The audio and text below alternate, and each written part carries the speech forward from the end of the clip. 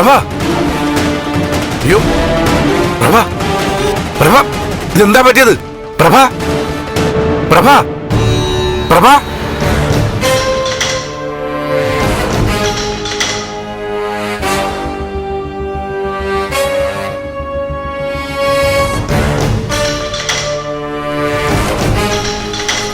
ശരിയാക്കി തരാൻ അങ്ങനെ വിട്ടുകൊടുക്കാൻ പറ്റുമോ? ഇതെന്താ വെള്ളരിക്കാൻ പറ്റണോ? വെറുതെ ആൾക്കാരെ കഴിഞ്ഞ് തല്ലാന്നൊക്കെ പറഞ്ഞ. എന്നാൽ എനിക്കതൊന്നും അറിയണല്ലോ. അമ്മ ഇത് എവിടെ പോയതാ? ചന്ദ്രോത്ത് പോവാൻ ഇറങ്ങിയതാ. വഴിയിൽ വെച്ച് കൗൺസിലർ സുഗതനെ കണ്ടു. കാര്യങ്ങൾ ഇപ്പോഴല്ലേ പിടികിട്ടിയത്. എന്താ അമ്മേ? സംശയിക്കാനൊന്നുമില്ല. പ്രഭകുഞ്ഞിനെ ആക്രമിച്ചതേ PDF കാരാണെന്നാ എല്ലാവരും പറയണത്. സിദ്ധാർത്ഥ സാർ അറിഞ്ഞിട്ടുണ്ടാവും. രാഷ്ട്രീയം തലയ്ക്ക് പിടിച്ച പിന്നെ ഏത് ഭാര്യ ഏത് മക്കള്, എതിർ കക്ഷിയിൽ പെട്ട എല്ലാവരും ശത്രുക്കള്. എന്നിട്ടൊരു നാടകം. പുറത്തുനിന്ന് വരുമ്പോ പ്രഭകുഞ്ഞ് വീട് കിടക്കുന്ന കാണുന്നു, നേരെ പിടിച്ച് ആശുപത്രി കൊണ്ടുപോകുന്നു. ഇത് ആരെ സംശയിക്കണ്ടല്ലോ. ഞാൻ എന്തായാലും ആശുപത്രി പോവും. സിദ്ധാർത്ഥ സാറോട് എനിക്ക് 10 ചോദിക്കണം. അമ്മ എന്ത് വിഡിത്തോ പറയുന്നേ? പ്രഭാന്റെ ആക്രമിക്കാൻ സിദ്ധാർത്ഥൻ സാർ കൂട്ടു നിൽക്കുമെന്നോ? സുഗതയടക്കം എല്ലാവരും അതല്ലേ പറയണത്. രാഷ്ട്രീയത്തിലെ ഭൂതക്കണ്ണാടി വെച്ചിട്ടാ എല്ലാവരും കാര്യങ്ങളൊക്കെ കാണുന്നത്. ബന്ധങ്ങൾക്കൊന്നും ഒരു വിലയില്ല. ഇങ്ങനെയുള്ളവർക്ക് ലഹരിക്ക് കള്ളുകുടിക്കണ്ട, രാഷ്ട്രീയം ആവേശിച്ചാ മാത്രം മതി.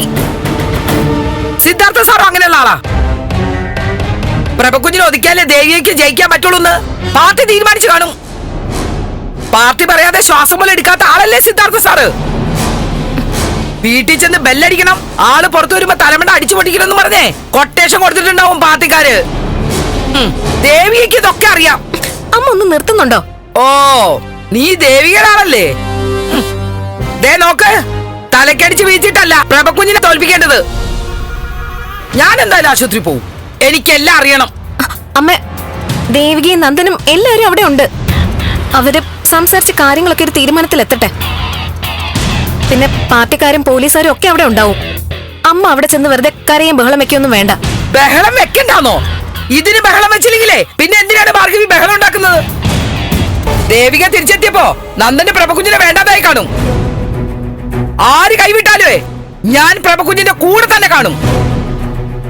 രണ്ടിലൊന്ന് അറിഞ്ഞേ ഞാൻ അടങ്ങൂ. എന്റെ പ്രഭകുഞ്ഞിനെ കൈവച്ച ആരാണെങ്കിലും എനിക്കറിയാം എന്ത് വേണമെന്ന്.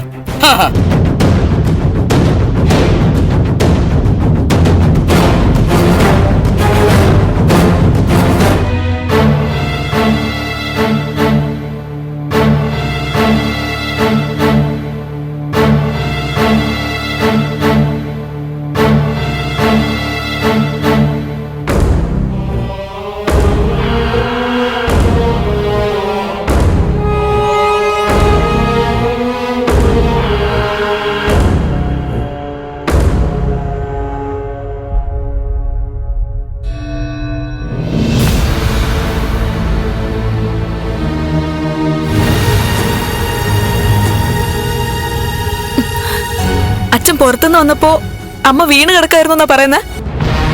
അതേ മോളെ. ചന്ദ്രോത്ത് കയറി അമ്മയെ ആക്രമിക്കാൻ ധൈര്യം ആർക്കാ? അതാ എനിക്ക് മനസ്സിലാവാത്ത.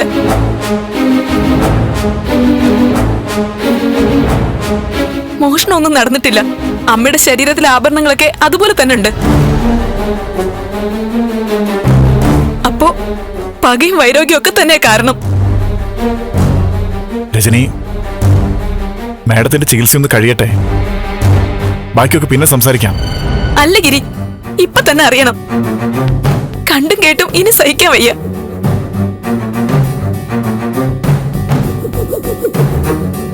മുമ്പ് അച്ഛൻ എത്രയോ കാലം MLA ആയിരുന്നു.